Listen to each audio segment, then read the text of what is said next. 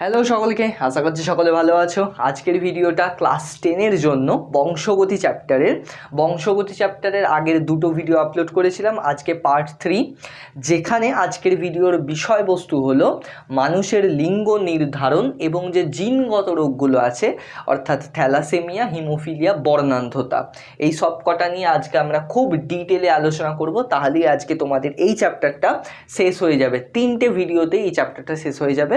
আজকের ভিডিওটা একটু বড় হতে পারে, শেষ পর্যন্ত দেখবে পুরো কনসেপ্ট ক্লিয়ার করার জন্য। প্রথমে আমরা দেখব হচ্ছে মানুষের লিঙ্গ নির্ধারণ, ঠিক আছে? তো প্রথম টপিক হলো আমাদের মানুষের লিঙ্গ নির্ধারণ। লিঙ্গ নির্ধারণ বা সেক্স ডিটারমিনেশন।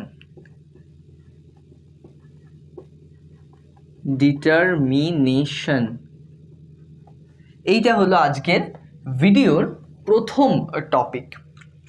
দেখো, লিঙ্গ নির্ধারণ অর্থাৎ কোনো একটা সন্তান পুত্র সন্তান হবে না কন্যা সন্তান হবে, সেটা কিভাবে ডিসাইড হয়। বিভিন্ন জীবেদের ক্ষেত্রে দেখা গেছে যে লিঙ্গ নির্ধারিত হয় ক্রোমোজোমের জন্য, তার জন্য সেপারেট ক্রোমোজোম রাখা থাকে। অর্থাৎ ক্রোমোজোমীয়ভাবেই, ক্রোমোজোমের জন্যই ওই ভ্রূণটা কন্যা কিংবা পুত্রতে পরিণত হয়। কিভাবে হয় পরে আসছি, বাট এই ধরনের লিঙ্গ নির্ধারণকে আমরা ক্রোমোজোমীয় লিঙ্গ নির্ধারণও বলে থাকতে পারি, যেটা মূলত 4 প্রকারের হয়ে থাকে। একটা হলো XXXY টাইপ, আর একটা, এটা 1 নম্বর। 2 নম্বর হলো XXXO টাইপ বা X0 টাইপ। 3 নম্বর আমরা বলতে পারি ZWZZ টাইপ। 4 নম্বর আমরা বলতে পারি হ্যাপ্লোডিপ্লয়েডি।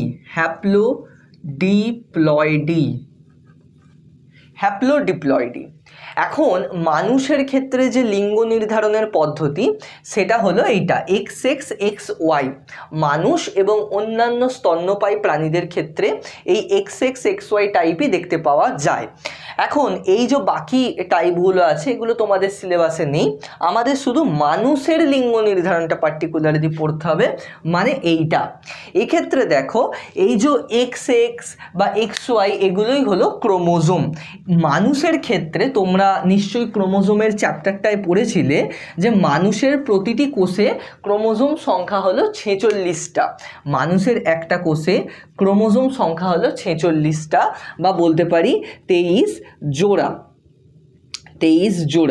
যার মধ্যে 22 জোড়াকে আমরা বলবো অটোজোম, এবং বাকি যে দুটি পড়ে রইল সেই দুটিকে আমরা বলবো সেক্স ক্রোমোজোম বা লিঙ্গ নির্ধারক ক্রোমোজোম, ঠিক আছে? এখন দেখো, এই যে 22 জোড়া মানে টোটাল 44টা, এদেরকে আমরা বলছি অটোজোম। এরা আমাদের সকল দেহজ বৈশিষ্ট্যকে নিয়ন্ত্রণ করে। অর্থাৎ এই ক্রোমোজোমগুলিতে বা এই ডিএনএগুলিতে যতগুলো জিন আছে, সেগুলো আমাদের দেহজ বৈশিষ্ট্যের জন্য দায়ী। এবং এই পার্টিকুলারলি দুটো ক্রোমোজোম লিঙ্গ নির্ধারণের জন্য রেসপন্সিবল। এই দুটো ক্রোমোজোম এবার মহিলাদের ক্ষেত্রে সেম হয়, পুরুষদের ক্ষেত্রে আলাদা আলাদা হয়। এই দুটো নিয়ে আমি যদি বলি, অর্থাৎ সেক্স ক্রোমোজোম, তাহলে আমরা দেখতে পাবো যে পুরুষদের ক্ষেত্রে আর মহিলাদের ক্ষেত্রে ভিন্ন। মহিলাদের ক্ষেত্রে কি হয়, যে দুটো সেক্স ক্রোমোজোম, সেই দুটো সেক্স ক্রোমোজোম সেম, দুটোই এক্স। নাম কি? ক্রোমোজোমটার নাম হলো এক্স ক্রোমোজোম। এবং পুরুষদের ক্ষেত্রে যে দুটো সেক্স ক্রোমোজোম, একটা হলো এক্স, একটা হলো ওয়াই। এক্স ক্রোমোজোম আকারে বড় হয়, ওয়াই ক্রোমোজোম আকারে ছোট হয়। তাহলে দেখো, পুরুষদের দুটো সেক্স ক্রোমোজোম আলাদা, মহিলাদের দুটো সেক্স ক্রোমোজোমই সেম। সেই জন্য পুরুষদেরকে আমরা বলি হেটেরোগ্যামেটিক এবং মহিলাদেরকে আমরা বলি হোমোগ্যামেটিক। পুরুষদের আমরা বলি হেটেরোগ্যামেটিক, মহিলাদের আমরা বলি হোমোগ্যামেটিক। কেন, এর অর্থ কি? হোমোগ্যামেটিক বা হেটেরোগ্যামেটিকের অর্থ কি? আচ্ছা, এদিকটাতেই দেখাই যে এর অর্থ দেখো, পুরুষদের ক্ষেত্রে যেহেতু এক্স আর ওয়াই দুটো আলাদা আলাদা সেক্স ক্রোমোজোম আছে, তাই পুরুষদের যখন শুক্রাণু তৈরি হবে, গ্যামেট, যখন গ্যামেট তৈরি হবে, পুরুষদের গ্যামেটের নাম কি? শুক্রাণু। যখন শুক্রাণু তৈরি হবে তখন সেই শুক্রাণুতে এক্স ক্রোমোজোমও থাকতে পারে, ঠিক আছে, সেই শুক্রাণুতে ওয়াই ক্রোমোজোমও তো থাকতে পারে। কেন এমনটা? কারণ তোমরা সকলেই জানো যে গ্যামেট তৈরি হয় মিওসিস প্রক্রিয়ায়, আর মিওসিস প্রক্রিয়ায় কি হয়? ডিপ্লয়েডটা হ্যাপ্লয়েড হয়ে যায়। তো গ্যামেট সবসময় হ্যাপ্লয়েড হয়, তো শুক্রাণু হ্যাপ্লয়েড। হ্যাপ্লয়েড মানে 46-এর অর্ধেক হলো 23টা, তাই তো? আমরা তো ডিপ্লয়েড জীব, আমাদের প্রতিটা কোষে ক্রোমোজোম সংখ্যা 46টা, 2n সমান 46, 2n সমান 46 ডিপ্লয়েড। কিন্তু যখন গ্যামেট তৈরি হয়, গ্যামেট কীরকম হয়? গ্যামেট হয় n, হ্যাপ্লয়েড মানে অর্ধেক ক্রোমোজোম সংখ্যক। অর্ধেক ক্রোমোজোম কত? 23টা। তাহলে প্রতিটা গ্যামেটে 23টা করে ক্রোমোজোম থাকবে, যার মধ্যে 22টা কী হবে? অটোজোম, একটা কি হবে? সেক্স ক্রোমোজোম, তাই তো? আমি বলছি 46টাকে অর্ধেক করো, তাহলে অটোজোম ছিল 22 জোড়া 44টা। অটোজোম কটা ছিল? 44টা। 44-এর অর্ধেক করলে কত হবে? 22টা। তাহলে একটা গ্যামেটে 22টা তো অটোজোমই আছে, তাহলে পড়ে রইল একটা, তাহলে একটা সেক্স ক্রোমোজোম, তাই তো? তাহলে শুক্রাণুতে ওই যে একটা সেক্স ক্রোমোজোম থাকবে, সেটা কি হতে পারে? এক্সও হতে পারে, সেটা আবার ওয়াইও হতে পারে। তার মানে পুরুষদের ক্ষেত্রে দু রকমের শুক্রাণু তৈরি হয় বা দু রকমের গ্যামেট তৈরি হয়। কিছু গ্যামেটে এক্স ক্রোমোজোম থাকে, কিছু গ্যামেটে ওয়াই ক্রোমোজোম থাকে। অটোজোম সবেতেই সেম থাকে, অটোজোম এতেও 22টা আছে, অটোজোম এতেও 22টা আছে, কিন্তু এতে সেক্স ক্রোমোজোমটা আছে এক্স এবং এতে সেক্স ক্রোমোজোমটা আছে ওয়াই। এইটা ভেরি ইম্পর্টেন্ট, সেই জন্যই আমরা পুরুষদেরকে কি বলে থাকি? হেটেরোগ্যামেটিক, ঠিক আছে? হেটেরোগ্যামেটিক। হেটেরো মানে কি? হেটেরো শব্দের অর্থ কি? হেটেরো মানে ভিন্ন, আর গ্যামেটিক গ্যামেট থেকে এসেছে, তার মানে দুটো ভিন্ন রকমের গ্যামেট তৈরি হয়, সেই কারণে হেটেরোগ্যামেটিক। অন্যদিকে আমরা যদি মহিলাদের ক্ষেত্রে দেখি, তাহলে মহিলাদের ক্ষেত্রে সব ডিম্বাণুই সেম হবে, একই প্রকারের ডিম্বাণু তৈরি হবে। তাতে কি থাকবে? তাতে থাকবে এক্স ক্রোমোজোম। ভালো করে বুঝবে। এখানে আমি কি বললাম? এখানে আমি বললাম হচ্ছে 22টা অটোজোমের সাথে এক্স ক্রোমোজোমও থাকতে পারে, ওয়াই ক্রোমোজোমও থাকতে পারে। কিন্তু মহিলাদের ক্ষেত্রে যে গ্যামেট তৈরি হচ্ছে মানে ডিম্বাণু, তাতে 22টা অটোজোমের সাথে এক্স ক্রোমোজোমই থাকবে, কারণ মহিলাদের ক্ষেত্রে আর কোনো অপশন নেই। মহিলাদের ক্ষেত্রে দুটো সেক্স ক্রোমোজোমই হলো এক্স ক্রোমোজোম। তাহলে যখন মিওসিসে পৃথক হবে, একটা এক্স ক্রোমোজোম এই গ্যামেটে গেল, একটা ক্রোমোজোম অন্য গ্যামেটে গেল, তাহলে আলটিমেটলি সব গ্যামেটেই সেক্স ক্রোমোজোম হিসাবে এক্স ক্রোমোজোমই থাকবে। বোঝা গেল কথাটা কি বলছি? যে মহিলাদের সমস্ত ডিম্বাণুই সেম, সবেতেই আছে 22টা অটোজোম আর একটা এক্স ক্রোমোজোম, তাই তাদেরকে আমরা বলবো হোমোগ্যামেটিক। তাই মহিলাদেরকে এই অর্থে আমরা কি বলতে পারি? হোমোগ্যামেটিক।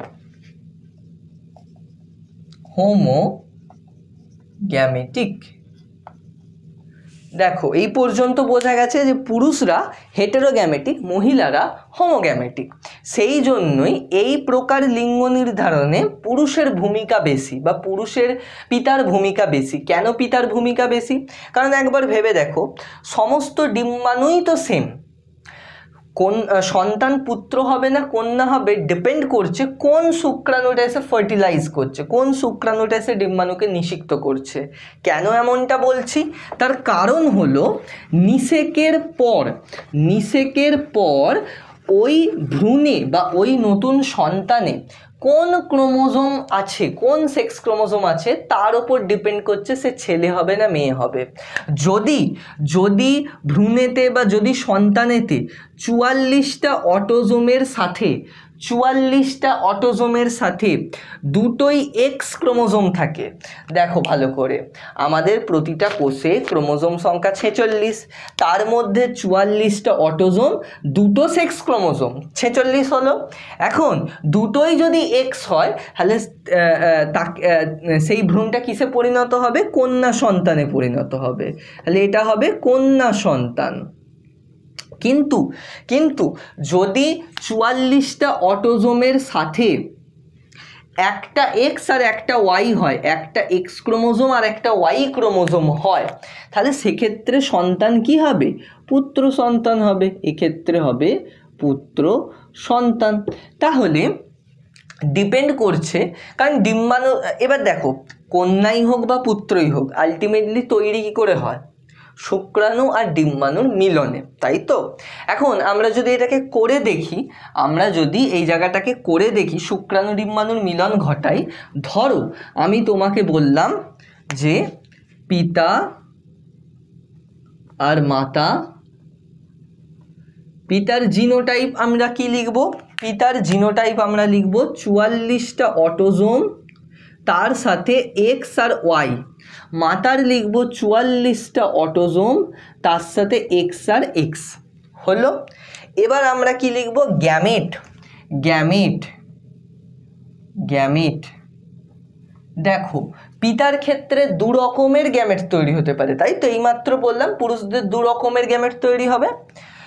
44-এর অর্ধেক 22, 22টা অটোজোমের সাথে এক্স ক্রোমোজোম, এটা এক রকমের গ্যামেট হলো। অথবা 22টা অটোজোমের সাথে ওয়াই ক্রোমোজোম, এটা এক রকমের গ্যামেট হলো। ক্লিয়ার? দু রকমের শুক্রাণু উৎপাদন হবে। মাতার ক্ষেত্রে একই রকমের সব ডিম্বাণু, সব ডিম্বাণুতেই একই থাকবে, 22টা অটোজোম আর তার সাথে এক্স ক্রোমোজোম, সব ডিম্বাণুই সেমই হবে, এছাড়া আর কোনো অপশানই নেই। তাহলে ডিপেন্ড করছে, যদি এই শুক্রাণুটা ডিম্বাণুর সাথে মিলিত হয়, এটা ডিম্বাণু, এগুলো শুক্রাণু, ঠিক আছে? যদি এই শুক্রাণুটা ডিম্বাণুর সাথে মিলিত হয় তাহলে আমরা কি পাবো? 44টা অটোজোম, তার সাথে এক্স এক্স এক্স এক্স, এটা পাবো। আর যদি এই শুক্রাণুটা ডিম্বাণুর সাথে মিলিত হয় তাহলে আমরা কি পাবো? 44টা অটোজোম, তার সাথে এক্স ওয়াই, এটা পাবো। তাহলে এক্ষেত্রে খেয়াল করে দেখো, এটা হলো কন্যা আর এটা হলো পুত্র। বোঝা গেল? তাহলে নির্ভর করলো কার ওপর? শুক্রাণুর ওপর, যে কোন শুক্রাণুটা ডিম্বাণুকে নিষিক্ত করছে। কারণ ডিম্বাণু তো সব সেমই, নিষেকের সময় তো শুক্রাণু ডিম্বাণুর কাছে যায়, তাই তো? জননে কি হয়? নিষেক প্রক্রিয়ায় অনেক মিলিয়নস শুক্রাণু ডিম্বাণুর কাছে যায়, জেনারেলি একটাই ডিম্বাণু থাকে, তার কাছে পৌঁছায়, এবং যে প্রথম ডিম্বাণুকে নিষিক্ত করবে সেই পারবে, বাকি আর কোনো শুক্রাণু ডিম্বাণুকে নিষিক্ত করতে পারবে না, একজনই পারবে, ঠিক আছে? এবং সেই যে প্রথম যে নিষিক্ত করলো, সেই শুক্রাণুটায় যদি বাই চান্স এক্স ক্রোমোজোম থাকে তাহলে কন্যা সন্তান হবে, আর যদি বাই চান্স ওয়াই ক্রোমোজোম থাকে তাহলে পুত্র সন্তান হবে। তাহলে কপালের ওপর ডিপেন্ড করছে, টোটালি প্রবাবিলিটি বা সম্ভাবনা, যে কোন শুক্রাণুটা ডিম্বাণুকে নিষিক্ত করছে। যদি এটা করে তাহলে কন্যা হবে, যদি এটা করে তাহলে পুত্র হবে। সেই জন্যই বলা হচ্ছে যে এক্ষেত্রে লিঙ্গ নির্ধারণে পিতার ভূমিকা গুরুত্বপূর্ণ, পিতার ভূমিকা বেশি, কারণ পিতা হলো হেটেরোগ্যামেটিক মানুষের ক্ষেত্রে এবং অন্যান্য স্তন্যপায়ী প্রাণীদের ক্ষেত্রে পুরুষরা হয় হেটেরোগ্যামেটিক, তাই প্রতি ক্ষেত্রেই পুরুষরা লিঙ্গ নির্ধারণে মুখ্য ভূমিকা পালন করবে। কিন্তু যে ক্ষেত্রে স্ত্রীরা হেটেরোগ্যামেটিক হয়, হ্যাঁ, সেক্ষেত্রে স্ত্রী মুখ্য ভূমিকা পালন করবে। যেমন পাখিদের ক্ষেত্রে পাখিদের লিঙ্গ নির্ধারণ এর টাইপ হলো ZWZZ, ঠিক আছে? এইটা হলো কন্যা, আর মানে স্ত্রী পাখি, এটা হলো পুরুষ পাখি। তাহলে এক্ষেত্রে দেখো পুরুষ পাখিরা হোমোগ্যামেটিক আর স্ত্রী পাখিরা হেটেরোগ্যামেটিক। তাহলে এখানে স্ত্রী পাখিরা যেহেতু হেটেরোগ্যামেটিক, তাই পাখিদের ক্ষেত্রে লিঙ্গ নির্ধারণে প্রধান ভূমিকা পালন করে স্ত্রী, কিন্তু এক্ষেত্রে XXXY টাইপে পুরুষরা মুখ্য ভূমিকা পালন করে। বোঝা গেল? আশা করছি বুঝতে পেরেছ। এটাই ছিল মানুষের লিঙ্গ নির্ধারণ, খুব জটিল কিছু নয়। এখন এর সাথে আমি আরও একটু কনটেক্সট দিচ্ছি যাতে তোমাদের বুঝতে সুবিধা হয়, কারণ অনেকের মনে হতে পারে যে ঠিক আছে আমি মানলাম যে এরকম ক্রোমোজোম আছে, এক্স ক্রোমোজোম এক্স দুটোই যদি এক্স ক্রোমোজোম থাকে তাহলে কন্যা, একটা এক্স একটা ওয়াই থাকলে পুত্র। কিন্তু কেন এমনটা? ক্রোমোজোমের মধ্যে কি এমন আছে যার জন্য সন্তান কন্যা হয়ে যাচ্ছে বা পুত্র হয়ে যাচ্ছে? অ্যাকচুয়ালি এই গোটা ঘটনাটাই ওপর থেকে যতটা সিম্পল লাগছে ততটা তো নয়, কারণ এখানে অনেক জিন ইনভলভ আছে, এখানে অনেক জিন রেসপন্সিবল। ব্যাপারটা হলো যে ধরো নিষেকের পর যে সন্তান আছে সেই সন্তান তার যে জননাঙ্গ বা গোনাডস সেটা না ডিম্বাশয় না শুক্রাশয়, সেটা শুক্রাশয়ে পরিণত তখনই হবে যদি ওই ভ্রূণের মধ্যে ওয়াই ক্রোমোজোম থাকে, আর সেটা ডিম্বাশয়ে পরিণত তখনই হবে যদি ওয়াই ক্রোমোজোম না থাকে। কথাটা কি বললাম? ভ্রূণে শুক্রাশয় তৈরি হবে, পুং জননাঙ্গ যেটা সেটা তৈরি হবে যদি ওয়াই ক্রোমোজোম থাকে, যদি না থাকে তাহলে ডিম্বাশয় তৈরি হবে। কেন এমনটা? কারণ ওয়াই ক্রোমোজোমে এখানে অনেক জিন আছে, কিন্তু মেন যে জিনটা আমি শুধু সেটা বলছি, যে ধরো এই হলো ওয়াই ক্রোমোজোম, আমি বলছি ওয়াই ক্রোমোজোমে এমন একটা জিন আছে, ধরো এই জায়গাটায় আছে, ওয়াই ক্রোমোজোমে এমন একটা জিন আছে যেই জিনটার নাম হলো SRY জিন। SRY জিন এটা কি? এটা হলো ওয়াই ক্রোমোজোম পুরুষদের। তো এটাতে ধরো আছে SRY জিন। যদি ওই একদম যখন নিষিক্ত হয়েছে সবেমাত্র ছোট্ট একটা ভ্রূণ তৈরি হয়েছে, তখন যদি এই ওয়াই ক্রোমোজোম ভ্রূণের মধ্যে থাকে, মানে এমন শুক্রাণু ডিম্বাণুটাকে নিষিক্ত করেছে যেই শুক্রাণুতে ওয়াই ক্রোমোজোম ছিল, তাহলে সেক্ষেত্রে কি হবে? তার মানে SRY জিন আছে। SRY জিন থাকলে কি হয় না, ও একটা জিনকে, অন্য একটা জিনকে যার নাম DSS জিন, DSS, এই জিনটাকে নিষ্ক্রিয় করে দেয়, এই জিনটাকে নিষ্ক্রিয় করে দেয়। আমি খুব সহজে হালকার ওপর বলছি, এত ডিটেলে যাচ্ছি না, তোমরা বুঝতে পারবে না। DSS জিন বলে একটা জিন আছে, সেটা নিষ্ক্রিয় হয়ে যাবে। আর এটা যদি নিষ্ক্রিয় হয়ে যায় তাহলে একটা চেন রিয়াকশন শুরু হবে, যেখানে male pathway genes MPG, male pathway gene, এরকম অনেক জিন আছে যেই জিনগুলো অ্যাক্টিভ হয়ে যাবে। আর এই জিনগুলো যদি অ্যাক্টিভ হয়ে যায় তাহলে শুক্রাশয় তৈরি হওয়া শুরু হয়ে যাবে, শুক্রাশয় তৈরি হওয়া স্টার্ট হয়ে যাবে। শুক্রাশয় হলে টেস্টোস্টেরন প্রডিউস হবে আর পুরুষদের গৌণ যৌন লক্ষণগুলো প্রকাশ পাওয়া শুরু করবে, অর্থাৎ সেই ভ্রূণটা ধীরে ধীরে পুত্র সন্তানে পরিণত হবে। কিন্তু এবার দেখো, ওই যে ভ্রূণটা, ওতে যদি কোনো ওয়াই ক্রোমোজোম না থাকে, ধরো ওয়াই ক্রোমোজোম নেই, কি আছে? দুটোই এক্স ক্রোমোজোম, দুটো সেক্স ক্রোমোজোমই এক্স, কোনো ওয়াই নেই। তাহলে ওয়াই যদি না থাকে তাহলে কোনো SRY জিনও নেই, কারণ SRY জিনটা কোথায় থাকে? ওয়াই ক্রোমোজোমে থাকে।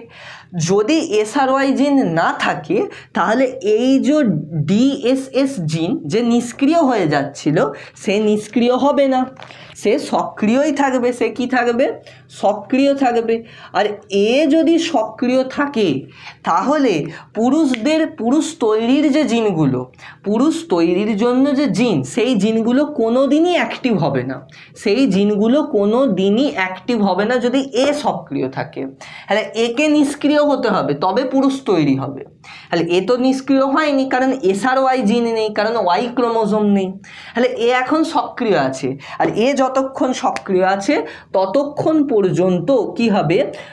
ফিমেল পাথওয়ে জিন মানে ভ্রূণটাকে কন্যাতে পরিণত করার জন্য যে জিনগুলো সেইগুলো চালু থাকবে, সেগুলো অ্যাক্টিভ থাকবে এবং ডিম্বাশয় ডেভেলপ হবে, এবং ওই ভ্রূণের গোনাডটা ধীরে ধীরে ডিম্বাশয়ে পরিণত হবে।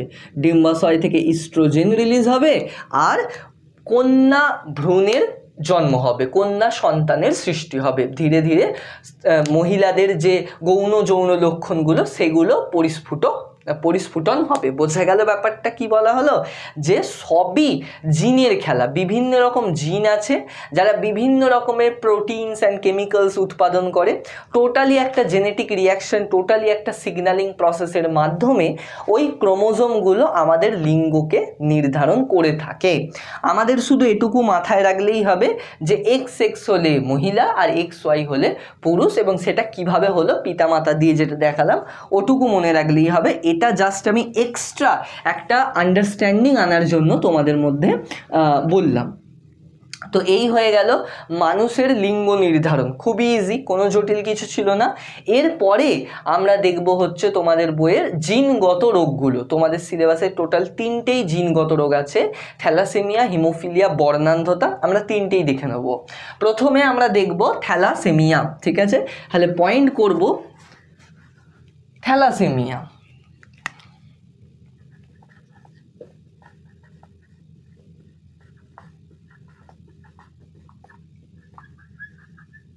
ঠিক আছে, থ্যালাসেমিয়া। এখন দেখো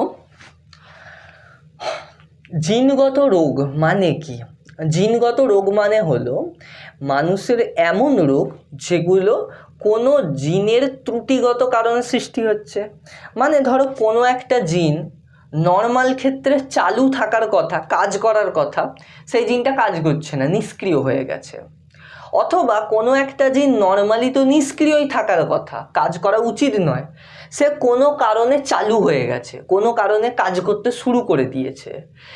এই উভয় ক্ষেত্রেই রোগ হতে পারে, এবং যদি রোগ হয় তাহলে সেই রোগকে আমরা বলবো জিনগত রোগ, কারণ সেটা একটা জিনের ত্রুটির কারণে তৈরি হচ্ছে। এই রকমই 3টে খুবই ফেমাস রোগ আছে, থ্যালাসেমিয়া, হিমোফিলিয়া, বর্ণান্ধতা তোমাদের বইয়ে দিয়েছে। প্রথম রোগ আমরা কি বললাম? থ্যালাসেমিয়া।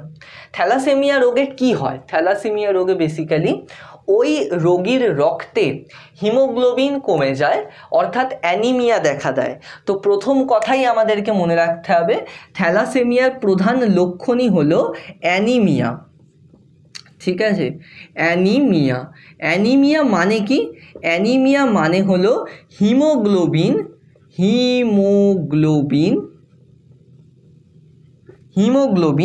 ড্রপ হওয়া, হিমোগ্লোবিন কমে যাওয়া, হিমোগ্লোবিনের উৎপাদন কমে যাওয়া। রক্তে হিমোগ্লোবিনের যে স্বাভাবিক পরিমাণ, যেটা আমরা একটা ব্লাড টেস্ট করলেই পেয়ে যাব, সেই হিমোগ্লোবিনের পরিমাণ অনেক কমে যায়। ঠিক আছে, এখন হিমোগ্লোবিন কোথায় থাকে? হিমোগ্লোবিন থাকে আমাদের লোহিত রক্তকণিকায়, তাই তো? হিমোগ্লোবিন থাকে আমাদের লোহিত রক্তকণিকায়। তাহলে হিমোগ্লোবিন যদি কমে যায় তাহলে লোহিত রক্তকণিকার পরিমাণও কমবে। বোঝা গেল? তাহলে ওই ব্যক্তির রক্তে বা থ্যালাসেমিয়া আক্রান্ত রোগীর রক্তে অ্যাকচুয়ালি হিমোগ্লোবিনও কম থাকবে, লোহিত রক্তকণিকাও কম থাকবে। লোহিত রক্তকণিকাগুলো আকারে ছোট ছোট হবে এবং ভঙ্গুর হবে, সহজেই ভেঙে যাবে। ঠিক আছে, কারণ দুর্বল লোহিত রক্তকণিকা তৈরি হবে, যাদের আয়ুও বেশি দিন নয়, বেশি দিন বাঁচবেও না। নর্মালি লোহিত রক্তকণিকাটা আরবিসি, হ্যাঁ, রেড ব্লাড সেল বা লোহিত রক্তকণিকা, নর্মালি এর আয়ু 120 দিন হয়ে থাকে, অ্যাভারেজ গড় আয়ু 120 দিন হয়। এই রোগীর লোহিত রক্তকণিকার গড় আয়ু অনেক কম হবে, ফলে দ্রুত লোহিত রক্তকণিকাগুলো ভাঙতে থাকবে, এবং লোহিত রক্তকণিকা ভাঙলে তার থেকে ফেরাস বেরোবে, ফেরাস লোহার পরমাণু বেরোবে, যেগুলো জমতে থাকবে প্লীহাতে আর যকৃতে। কোথায় জমতে থাকবে? প্লীহা আর যকৃত। কারণ এই যে আরবিসিগুলো না, আরবিসির মৃত্যু হয় প্লীহাতে, আরবিসি গিয়ে মরে প্লীহা নামক অঙ্গে, আমাদের পেটে আছে, যকৃতের সাথেই কানেক্টেড আছে। সেহেতু আরবিসি যখন ওখানে ধ্বংস হবে, প্রচুর পরিমাণে লোহা জমতে থাকবে এবং তার প্রভাবটা লিভারেও পড়বে, স্বাভাবিক ব্যাপার, যেহেতু এরা দুজন কানেক্টেড আছে। তাই এই রোগীর আরও একটা লক্ষণ হলো প্লীহা এবং যকৃতের আকার বেড়ে যাবে, অস্বাভাবিক স্বাভাবিকভাবে এদের আকার বেড়ে যাবে এবং প্লীহাতে লোহার সঞ্চয় দেখা দেবে, প্রচুর পরিমাণে লোহার সঞ্চয় দেখা দেবে। কিন্তু রক্তে আরবিসি অ্যান্ড হিমোগ্লোবিন কমে যাবে অনেক। আরবিসি কমলে কি হবে? আরবিসি কি করে? আরবিসি O2 পরিবহন করে, CO2 পরিবহন করে, তাই তো? অক্সিজেন পরিবহন করে, অক্সিজেনকে পৌঁছে দেয় আর কার্বন ডাই অক্সাইডকে ফিরিয়ে আনে, তাই তো? এটাই আরবিসির কাজ, এটাই হিমোগ্লোবিনের কাজ, ঠিক আছে? তাহলে আরবিসি কমে গেলে অক্সিজেন পরিবহনের ক্ষমতাও কমে যাবে, অর্থাৎ ব্যক্তির সারা শরীরে সঠিকভাবে অক্সিজেন না যাওয়ার জন্য বিভিন্ন ইমিউনিটি ভালোভাবে কাজ করবে না, বিভিন্ন রোগ দেখা দেবে, শ্বাসকষ্ট হতে পারে, দুর্বলতা, প্রচণ্ড দুর্বলতা দেখা দেবে, হজমের সমস্যা হতে পারে, এই জিনিসগুলো ব্যক্তির থাকবে। তো এইটা হলো আমাদের থ্যালাসেমিয়া, যেই রোগে বেসিক্যালি হিমোগ্লোবিন তৈরিতে সমস্যা হয়। এখন বলবে কেন সমস্যা হয়, কি আসল, এটা তো সিমটমস, এগুলো তো আসলে লক্ষণ যে থ্যালাসেমিয়া রোগ হলে ব্যক্তির কি হবে, কিন্তু আসল কারণটা কি, এগুলো কেন হচ্ছে? তো আসল কারণটা জিনগত, সেই জন্যই তো তোমরা জিনগত রোগ এটা পড়ছো। কি জিনগত?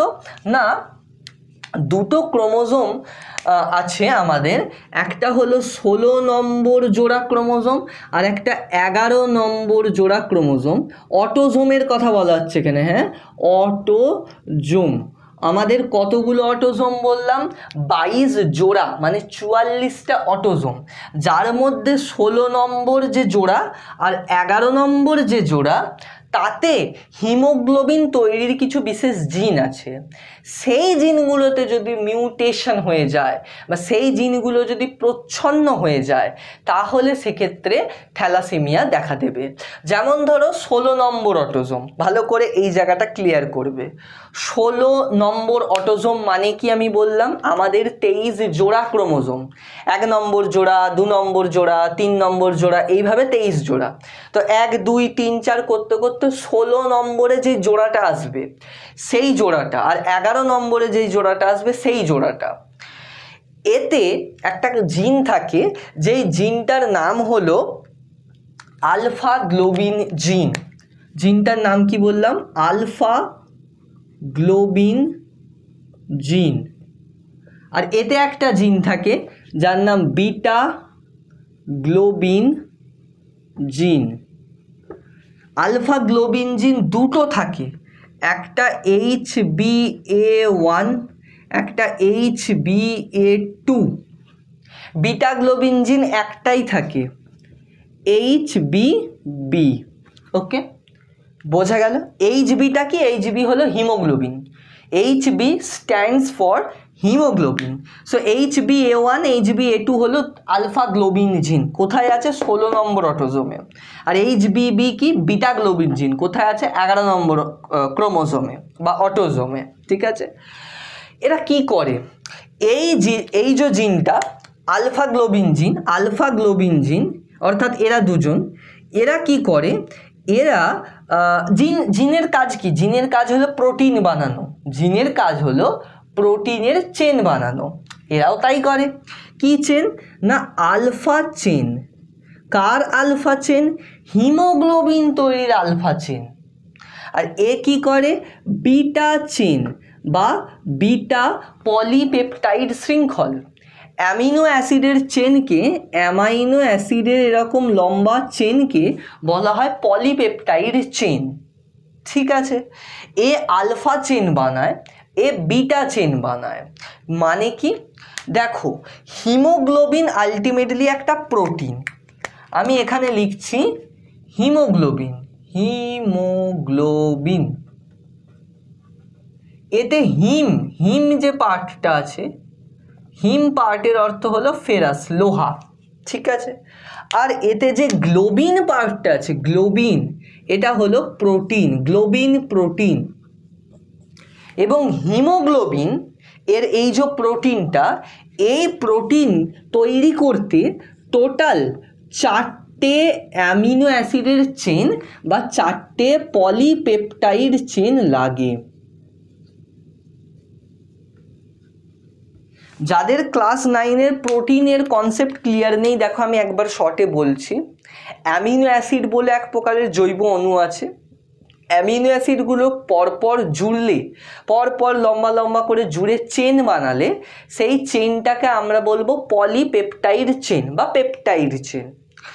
এই রকমই একটা, দুটো, তিনটে বা অনেকগুলো পেপটাইড চেনকে জুড়ে পেঁচিয়ে একটা শেপে আনলে তবে একটা নির্দিষ্ট প্রোটিন তৈরি হয়। ক্লিয়ার হলো? প্রত্যেকটা প্রোটিন একে অপরের থেকে আলাদা, প্রত্যেকের মধ্যে যে অ্যামাইনো অ্যাসিডের পেপটাইড চেন আছে সেগুলো আলাদা হয়, প্রত্যেকের 3D স্ট্রাকচার আলাদা হয়, প্রত্যেককে তৈরি করার প্রসেস আলাদা। কিন্তু অ্যামাইনো অ্যাসিড চেন তৈরির যে প্রসেস সেটা একই, শুধু অ্যামাইনো অ্যাসিডের সিকোয়েন্সগুলো পাল্টে যায়। অ্যামাইনো অ্যাসিডের সিকোয়েন্সগুলো কোন সিকোয়েন্সে সাজিয়ে আমি চেন বানাচ্ছি সেটা পাল্টে দিলেই প্রোটিনও পাল্টে যাবে। এখন হিমোগ্লোবিন তৈরি করার জন্য, হিমোগ্লোবিনে প্রোটিন আছে, সেই প্রোটিনটা বানানোর জন্য টোটাল 4টে চেন লাগবে, 4টে পলিপেপটাইড বা 4টে অ্যামাইনো অ্যাসিডের চেন লাগবে, যার মধ্যে দুটো হলো আলফা চেন, দুটো আলফা চেন আর দুটো বিটা চেন। বুঝতে পেরেছো? দুটো আলফা চেন লাগবে আমার, দুটো বিটা চেন লাগবে আমার। আলফা আর বিটা কি প্রোটিনের স্ট্রাকচারের হিসাবে ওদের নাম দেওয়া হয়, তোমাদের নেই, বাদ দাও। দুটো আলফা চেন লাগবে, দুটো বিটা চেন লাগবে, তবে আমি একটা হিমোগ্লোবিন বানাতে পারবো। এখন আলফা চেন বা এই যে অ্যামাইনো অ্যাসিডের চেন, তাকে কে বানাবে? অ্যামাইনো অ্যাসিডের চেন বানানোর জন্য জিন লাগবে, এটাই কনসেপ্ট। দেখো জিনের কি কাজ? জিন অ্যাকচুয়ালি একটা প্রসেস আছে যার মাধ্যমে এই প্রোটিনের অ্যামাইনো অ্যাসিড চেনগুলোকে বানায়, ওটাই ওর কাজ, দ্যাটস ইট, আর কিচ্ছু নয়। একটা জিন একটা অ্যামাইনো অ্যাসিডের চেনকে বানাতে পারে, সেটাই জিন। যদি বানাতে না পারে সেটা জিন নয়। তাহলে এখানে এই যে দুটো আলফা চেন বলছি, এই চেনটাও বানানোর জন্য তার মানে জিন চাই, কারণ এটাও তো অ্যামাইনো অ্যাসিডেরই চেন। এই জিনটাই হলো এইটা, এর জন্যই আমাদের এই জিন দুটো লাগবে, এই আলফা গ্লোবিন জিন লাগবে। আর বিটা চেন তৈরির জন্য আমাদের বিটা গ্লোবিন চেন লাগবে। বোঝা গেল কথাটা কি বললাম? যে হিমোগ্লোবিনের গ্লোবিন প্রোটিনে 4টে পেপটাইড চেন লাগবে, দুটো আলফা দুটো বিটা। আলফা চেনটা তৈরির জন্য আমাদের লাগবে আলফা গ্লোবিন জিন, যে জিনটা কোথায় আছে? 16 নম্বর ক্রোমোজোমে। আর বিটা চেন তৈরির জন্য লাগবে বিটা গ্লোবিন জিন, কোথায় আছে? 11 নম্বর ক্রোমোজোমে। তাহলে এই জিনগুলোতেই যদি কোনো গড়বড় চলে আসে, এই জিনগুলোতে যদি কোনো গড়বড় চলে আসে, তাহলে এরা এই যে চেনগুলো বানাচ্ছে, এই যে অ্যামাইনো অ্যাসিডের চেনগুলো বানাচ্ছে, সেগুলোও তৈরি হবে না। আর এরা যদি তৈরি না হয় তাহলে হিমোগ্লোবিন তৈরিতে সমস্যা আসবে। বোঝা গেল ব্যাপারটা কি বললাম? যে 16 নম্বর ক্রোমোজোম আর 11 নম্বর ক্রোমোজোম যে কোনো একটাতে, এবং যে কোনো একটা জিনে যদি গড়বড় আসে তাহলে তার চেনটা তৈরি হবে না, আর চেন তৈরি না হলে হিমোগ্লোবিন তৈরি হবে না। ধরো আলফা চেন তৈরি বন্ধ হয়ে গেল, তাহলেও হিমোগ্লোবিন তৈরি হবে না। ধরো বিটা চেন তৈরি বন্ধ হয়ে গেল, তাহলেও হিমোগ্লোবিন তৈরি হবে না। ধরো দুটোই বন্ধ হয়ে গেল, তাহলে তো হবেই না। বোঝা গেল ব্যাপারটা কি বলা হলো? এই জিনিসটা খুব ভালোভাবে বুঝবে হচ্ছে। আচ্ছা, এখানটা মুছছি। এরপর দেখো এখানে 16 নম্বর অটোজোম বা 16 নম্বর ক্রোমোজোম আমি দেখাচ্ছি। ধরো এইটা হলো ক্রোমোজোম, আমি তোমাকে একটা লাইনের মাধ্যমে দেখাচ্ছি, লাইনের মাধ্যমে বোঝার চেষ্টা করো, ঠিক আছে? ধরো এই ওপরের লাইনটা একটা ক্রোমোজোম, নিচের লাইনটা একটা ক্রোমোজোম। দুটো কেন? কারণ জোড়ায় জোড়ায় থাকে না, বলেছি না 23 জোড়া ক্রোমোজোম। তাহলে এটা 16 নম্বর জোড়া। এটা কি 16 নম্বর জোড়া অটোজোমটা, 16 নম্বর জোড়া অটোজোমটা। দুটো ক্রোমোজোম আছে এখানে। এখন 16 নম্বর ক্রোমোজোমে টোটাল আলফা গ্লোবিন জিন আছে, তো অনেক জিন আছে, তার মধ্যে আলফা গ্লোবিন জিন একটা জিন। টোটাল দুটো আলফা গ্লোবিন জিন আছে, এটা খেয়াল রাখবে, দুটো আলফা গ্লোবিন জিন আছে। এখন ধরো এই একটা আলফা গ্লোবিন জিন এখানে আছে, তার উল্টো দিকে তার অ্যালিল থাকবে, এরা দুজন একে অপরের অ্যালিল। আবার আরও একটা আলফা গ্লোবিন জিন আছে, ধরো এরা দুজন একে অপরের অ্যালিল।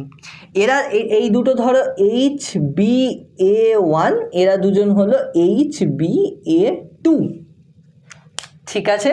তাহলে দুটো আলফা গ্লোবিন জিন, দুটো জিন মানে কটা অ্যালিল? একটা জিনের দুটো অ্যালিল, তাহলে দুটো জিন মানে টোটাল 4টে অ্যালিল। এই দেখো 1 2 3 4টে অ্যালিল হয়েছে।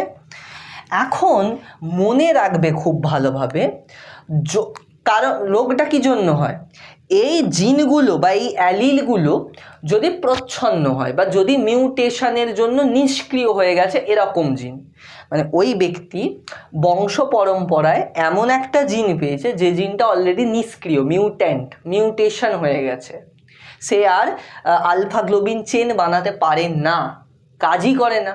তাহলে ধরো একটা লাল কালিটা কোথায় গেল, ধরো একটা অ্যালিল নিষ্ক্রিয় হতে পারে, বাকি 3টে কাজ করছে। দুটো অ্যালিল নিষ্ক্রিয় হতে পারে, বাকি 2টো কাজ করছে এখনো। ভালো করে বোঝো, ধরো একটা ব্যক্তির একটা অ্যালিল নিষ্ক্রিয় বা 2টো অ্যালিল নিষ্ক্রিয়, তাহলে তার এখনো আরও 2টো জিন আছে বা আরও 2টো অ্যালিল আছে যারা দুজনে ওই প্রোটিনটা বানাবে। কোন প্রোটিনটা? Alpha chain, alpha polypeptide chain, যেটা হিমোগ্লোবিন তৈরিতে কাজে লাগবে। হ্যাঁ, তৈরি তো হবে এখনো। তাহলে ব্যক্তির থ্যালাসেমিয়া হবে, কিন্তু অত তীব্র নয়, কারণ অর্ধেক হিমোগ্লোবিন তৈরি হবে এখনো, হিমোগ্লোবিন তৈরি কমে যাবে কিন্তু পুরোপুরি বন্ধ হয়ে যাবে না। তাহলে এই ধরনের থ্যালাসেমিয়াকে আমরা বলবো মাইনর থ্যালাসেমিয়া। ঠিক আছে, মাইনর থ্যালাসেমিয়া মানে খুব বেশি নয়, মাইনর থ্যালাসেমিয়া। কিন্তু যদি ওই ব্যক্তিটার ধরো 3টে অ্যালিল নিষ্ক্রিয় কিংবা 4টে অ্যালিলই নিষ্ক্রিয়, সেক্ষেত্রে খুবই সমস্যা, সেক্ষেত্রে মারাত্মক থ্যালাসেমিয়া। কারণ এক্ষেত্রে যদি 4টেই হয়ে যায় তাহলে তো কোনো কথাই নেই, কারণ এখানে 4টে অ্যালিলই যদি নিষ্ক্রিয় হয় তাহলে কেউই নেই যে আলফা পেপটাইড চেনটা বানাবে। আলফা পেপটাইড চেন তৈরি টোটাল বন্ধ। আলফা পেপটাইড চেন তৈরি না হলে হিমোগ্লোবিন তৈরিই হবে না, এই ব্যক্তির হিমোগ্লোবিন তৈরিই হবে না। তো এক্ষেত্রে ওই শিশুটা মায়ের পেটে ভ্রূণাবস্থাতেই মারা যাবে। বোঝা গেল? যদি 3টে অ্যালিল নিষ্ক্রিয় হয় সেক্ষেত্রেও মারা যাবে খুব শীঘ্রই, যদি 4টে অ্যালিল হয় তাহলে তো ভ্রূণাবস্থাতেই মারা যাবে। এই ধরনের থ্যালাসেমিয়াকে আমরা বলবো মেজর থ্যালাসেমিয়া, মেজর থ্যালাসেমিয়া।